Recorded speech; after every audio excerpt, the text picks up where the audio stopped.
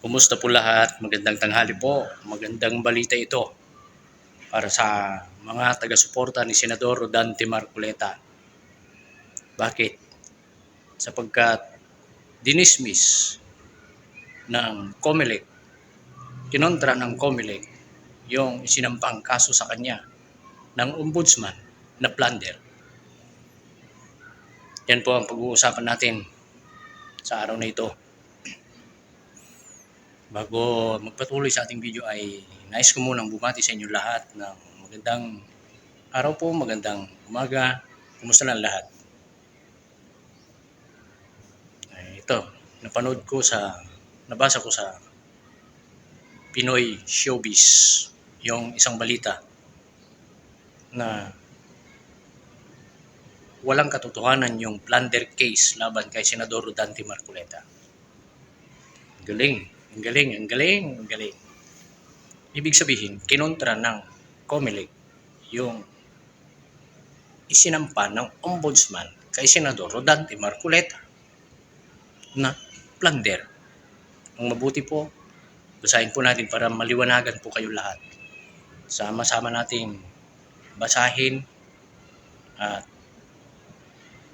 bibigyan natin ng reaksyon. Makikita po ninyo sa ating screen. Ito po, sabay-sabay nating basahin. Makikita po ninyo sa screen. Ito ay mula sa Pinoy Showbiz noong July 8, 2026. Manila, Philippines. The Commission on Election, COMELEC, has dismissed the complaint filed against Senador Rodante Marcoleta over his alleged failure to disclose a 75 million campaign donation during the previous election. Linaw. Linaw. Dismiss. Hindi totoo. Sinungaling ang ombudsman. Magkakontra na ngayon ng COMELEC at ombudsman. According to the COMELEC, the current election law no longer consider a candidate's failure to report or disclose campaign contribution as a criminal offense. Nako. As a result, the full body said there is no sufficient legal basis to pursue the complaint against Marcoleta. Walang legal basis. Gawa-gawa lamang ng ombudsman. Parang may kumakalat na balita noon na video, video na nag-uusap si ombudsman Boying Remulla at si BBM na unahin daw na ipakulong si Senador Rodante Marcoleta. Kumakalat yun sa social media. Ewan ko kung totoo yun o hindi. Pero yun nga, naipakulong. Sinampahan ng kaso na hindi naman totoo. Tuloy natin. The COMELEC emphasized that its decision was based on the existing elections law, under which the non-disclosure of campaign donation is no longer criminally punishable. The complaint stemmed from allegation that Marcoleta failed to declare a 75 million campaign contribution. However, the COMELEC ruled that the case should be dismissed due to absence of a legal basis under the current law. Buti pa yung COMELEC.